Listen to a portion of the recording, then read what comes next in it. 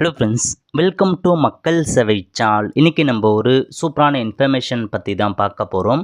அதாவது மத்திய எல்லை காவல் படையில் உங்களுக்கான வேலையை இப்போ அறிவிச்சிருக்காங்க. இப்போ அந்த வேலைக்கு யார் யாரெல்லாம் அப்ளை பண்ணலாம், இதுக்கு தேவையான எலிஜிபிலிட்டி என்ன, இதை பற்றின மொத்த இன்ஃபர்மேஷன் தான் இந்த வீடியோ பார்க்க போகிறோம். இந்த வீடியோ ஸ்கிப் பண்ணாமல் ஃபுல்லாக பாருங்கள். அது மட்டுமல்ல, இந்த வீடியோ நிறைய பேருக்கு ஷேர் பண்ணுங்கள். வீடியோக்குள்ளே போகிறதுக்கு முன்னாடி வேலைவாய்ப்புக்குன்னு தனியாக நம்ம ஒரு சேனல் க்ரியேட் பண்ணியிருக்கோம். இந்த சேனலில் மாவட்ட வாரியாக வர எல்லா கவர்மெண்ட் ஜாப்ஸுமே ரெகுலராக அப்டேட் பண்ணிகிட்ருக்கோம். இதுக்கான லிங்க்கை நான் டிஸ்கிரிப்ஷன் கொடுத்துட்றேன். விருப்பம் இருக்கவங்க இந்த சேனலை நீங்கள் சப்ஸ்கிரைப் பண்ணி வச்சுக்கோங்க. அதேமாரி ஜாப்க்காக வாட்ஸ்அப் சேனல், டெலகிராம் குரூப் எல்லா சோஷியல் மீடியாலுமே ரெகுலராக அப்டேட் பண்ணிகிட்ருக்கோம். ஸோ லிங்கை டிஸ்கிரிப்ஷன் கொடுத்துறேன், தேவைப்படுறவங்க ஃபாலோ பண்ணிக்கோங்க. ஓகே, இப்போதைக்கு சென்ட்ரல் இண்டஸ்ட்ரியல் செக்யூரிட்டி ஃபோர்ஸ் இருக்குது பாருங்கள், அங்கேருந்து உங்களுக்கான வேலையை இப்போ தெரிவிச்சிருக்காங்க. என்னமான பதவிகள்னால் கான்ஸ்டபிள் மற்றும் ட்ரேட்ஸ்மேனுக்கான வேலைவாய்ப்பு தான் கொடுத்துருக்காங்க. இந்த வேலைக்கு நீங்கள் 5/3/2025 3/4/2025 வரைக்கும் ஆன்லைன் மூலமாக அப்ளை பண்ணலாம் அப்படின்றத சொல்லியிருக்காங்க.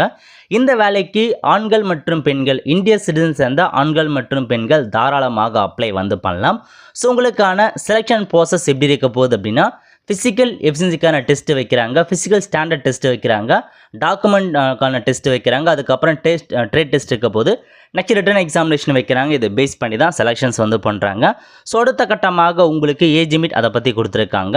சேலரியை பொறுத்த வரைக்கும் எவ்வளோ சேலரி கொடுக்குறாங்க அப்படின்னா, ஸ்டார்டிங்லேயே 21,700 ப்ரொவைட் பண்ணுறாங்க. லெவல் 3ல் உங்களுக்கான சேலரி ப்ரொவைட் பண்ணுறாங்க.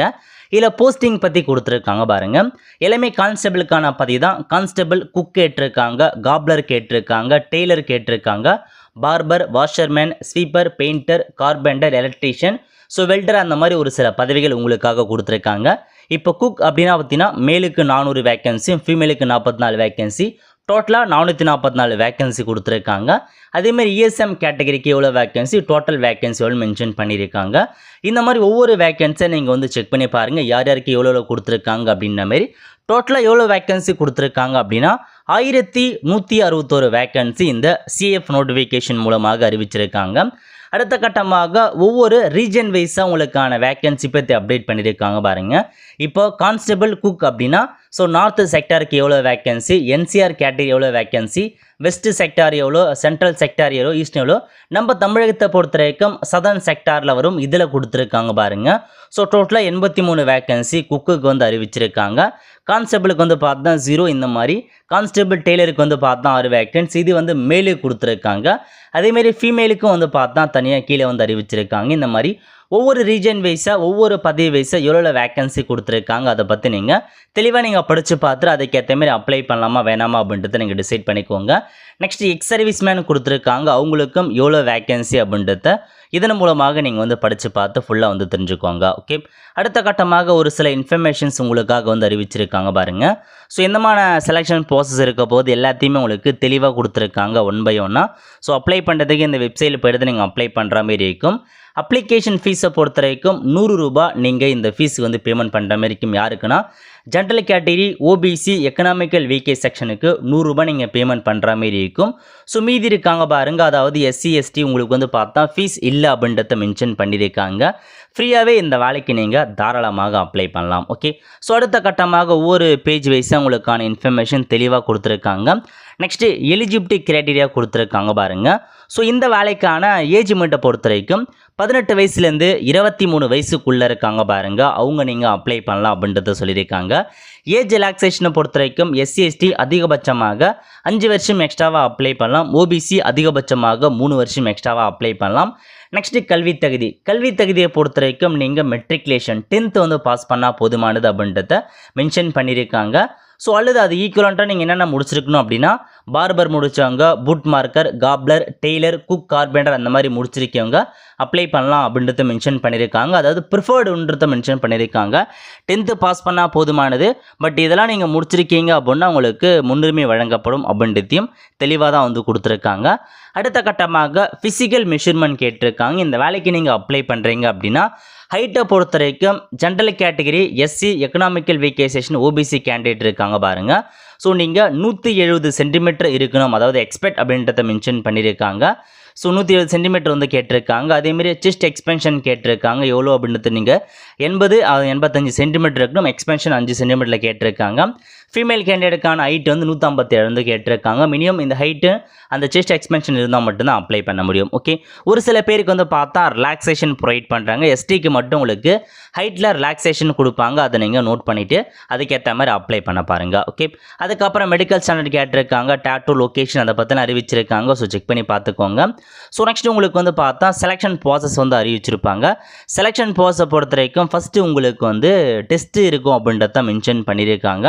ஸோ அதை பற்றி நம்ம வந்து பார்க்கலாம். ஓகே, ஸோ இதில் உங்களுக்கு மொத்தமாக 10 பேஜ் கொடுத்துருக்காங்க. ஒவ்வொரு பேஜுமே நீங்கள் தெளிவாக ரெஃபர் பண்ணவே இந்த ஜாப் பற்றி இன்ஃபர்மேஷன் ஃபுல்லாக நீங்கள் வந்து தெரிஞ்சுக்கலாம். ஓகே, இதில் கொடுத்துருக்காங்க பாருங்கள் எப்படி அப்ளை பண்ணலாம் அதை பற்றி. ஸோ செக் பண்ணி பார்த்துக்கோங்க. ஸோ நெக்ஸ்ட்டு உங்களுக்கு என்ன டெஸ்ட்டு வைக்கிறாங்க அப்படின்னு பார்த்தீங்கன்னா முதல்ல வந்து இந்த ஹைட் பாருக்கான டெஸ்ட்டு வைக்கிறாங்க. அதுக்கப்புறம் பிஇடிக்கான டெஸ்ட்டு, பிஎஸ்டிக்கான டெஸ்ட்டு, டாக்குமெண்டேஷன், ட்ரேட் டெஸ்ட் வைக்கிறாங்க. ஸோ முதல்ல ஹைட் பாருக்கான டெஸ்ட்டு தான் வந்து வைக்கிறாங்க. இதெல்லாமே உங்களுக்கு இந்த பிஇடிலே அடங்கும். ஸோ உங்களுக்கு என்ன ரெக்யர்மெண்ட், ஹைட்லாம் கரெக்டாக இருக்கா, வெயிட்லாம் கரெக்டாக இருக்கா அப்படின்றதுக்கான டெஸ்ட் வந்து வைப்பாங்க. அதுக்கப்புறம் பிஇடிக்கான டெஸ்ட்டு வைக்கிறாங்க. இது என்னென்னா உங்களுக்கு 1.6 கிலோமீட்டர் ரேஸ் நீங்கள் 6 நிமிஷம் 30 செகண்டில் ஓடி காட்டுற மாதிரி இருக்கும். பெண்களுக்கு வந்து பார்த்தா 600 மீட்டர் நீங்கள் 4 நிமிஷத்தில் ஓடி காட்டுற மாதிரி இருக்கும். இதான் உங்களுக்கான பிஇடிக்கான டெஸ்ட் வைக்கிறாங்க. அதுக்கப்புறம் ஃபிசிக்கல் ஸ்டாண்டர்ட் டெஸ்ட் இருக்க போது, அதுக்கப்புறம் டாக்குமெண்ட் வெரிஃபிகேஷன், அதுக்கப்புறம் தான் எக்ஸாமினேஷன் வைக்கிறாங்க. எல்லாம் நீங்கள் செலக்ட் ஆனதுக்கப்புறம் உங்களுக்கு ட்ரேட் டெஸ்ட் இருக்கும். ட்ரேட் டெஸ்ட் முடிச்சதுக்கப்புறம் உங்களுக்கு வந்து பார்த்தா எக்ஸாம் இருக்கும் அப்படின்னு மென்ஷன் பண்ணியிருக்காங்க. எக்ஸாமுக்கான இன்ஃபர்மேஷன்ஸ் பற்றியும் கொடுத்துருக்காங்க. தெளிவாக நோட் பண்ணிக்கோங்க. எக்ஸாம் பொறுத்த வரைக்கும் ஓஎம்ஆர் அல்லது கம்ப்யூட்டர் பேஸ்டு மூலம் ரெண்டுத்தில் ஏதாச்சும் ஒன்று இருப்பதற்கான வாய்ப்புகள் இருக்குது. 100 மதிப்பெண்களுக்கு உங்களுக்கான எக்ஸாமினேஷன்ஸ் வைக்கிறாங்க. ஸோ இதெல்லாமே நீங்கள் கிளியர் பண்ணால் மட்டும்தான் உங்களுக்கான ஜாப் வந்து பார்த்தா கன்ஃபர்மேஷன்ஸ் ஆகும். ஸோ உங்களுக்கு வந்து நிறையா டெஸ்ட்டஸ் கிட்ட வைக்கிறாங்க. ரிட்டன் எக்ஸாம் இருக்குது, ட்ரேட் டெஸ்ட் இருக்குது, பிஇடிக்கான டெஸ்ட் இருக்குது, அப்புறம் டாக்குமெண்ட் வெரிஃபிகேஷன், இந்த மாதிரி பல ப்ராசஸ் இருக்குது. இதெல்லாம் நீங்கள் முடிச்சதுக்கப்புறம் தான் உங்களால் ஃபைனல் மார்க்கை வச்சு அதை மூலமாக சைட் பண்ணுவாங்க. எப்படி அப்ளை பண்ணலாம் அதை பற்றி கொடுத்துருக்காங்க. ஸோ ஃபஸ்ட் நீங்கள் ரெஜிஸ்ட்ரேஷன் ஃபார்மில் போய்ட்டு அக்கௌண்ட் க்ரியேட் பண்ணிக்கோங்க. அதுக்கப்புறம் லாகின் பண்ணி இந்த ஜாப்க்கு நீங்கள் அப்ளை பண்ணுற மாதிரி இருக்கும். ஸோ எல்லா ரீஜன்லையும் வேலைவாய்ப்பு வந்து அறிவிச்சிருக்காங்க. ஸோ அதுக்கேற்ற மாதிரி அப்ளை பண்ண பாருங்கள். ஆன்லைன் மூலமாக அப்ளை பண்ணுறதுக்கு ஃபோட்டோ சிக்னேச்சர் கண்டிப்பாக தேவைப்படும். அதையும் மென்ஷன் பண்ணியிருக்காங்க. ஸோ எந்தெந்த பதவிக்கு அப்ளை பண்ண போகிறீங்க அதுக்கான ப்ரிஃபரன்ஸ்லாம் கொடுத்து தாராளமாக அப்ளை பண்ணுங்கள். நெக்ஸ்ட்டு ஃபோட்டோ எப்படி இருக்கணும், எப்படி இருக்கக்கூடாது, அதுக்கான இன்ஃபர்மேஷன்ஸையும் இதன் மூலமாக தெளிவாக வந்து அறிவிச்சிருக்காங்க. ஓகே, அவ்வளோ ஃப்ரெண்ட்ஸ். ஸோ இதான் இந்த ஜாப் குறித்து மொத்த இன்ஃபர்மேஷன். நல்ல ஒரு ஜாப் ஆப்பர்ச்சுனிட்டி. சிஎஸ்எஃப் ஃபோர்ஸ்லேருந்து ஒரு சூப்பரான வேலையை வந்து அறிவிச்சிருக்காங்க. 10ஆம் வகுப்பு பாஸ் பண்ணால் போதுமானது. 1161 வேக்கன்சி கொடுத்துருக்காங்க. எல்லாருமே தமிழகத்தில் உள்ள ஆண்கள் பெண்கள் 2 பேருமே அப்ளை பண்ணலாம். தனித்தனியாக தான் வேக்கன்சி பிரித்து கொடுத்துருக்காங்க. நல்ல ஒரு ஜாப் ஆப்பர்ச்சுனிட்டி. பல்வேறு வகையான போஸ்டிங் கொடுத்துருக்காங்க. மிஸ் பண்ணாமல் அப்ளை பண்ண பாருங்கள். ஸோ இந்த ஜாப் குறித்து நிறைய பேருக்கு தெரியாமல் இருக்குது. அவங்களுக்கும் இந்த வீடியோ மறக்காமல் ஷேர் பண்ணுங்கள். அவங்களும் இந்த வீடியோ பார்த்து தாராளமாக வந்து அப்ளை பண்ணுவாங்க. அவ்வளோ ஃப்ரெண்ட்ஸ், கண்டிப்பாக இந்த வீடியோ பிடிச்ச லைக் பண்ணுங்கள். அது மட்டும் அல்ல, இந்த வீடியோ நிறைய பேருக்கு ஷேர் பண்ணுங்கள். அடுத்த ஒரு நல்ல சந்திப்போம். நன்றி, வணக்கம்.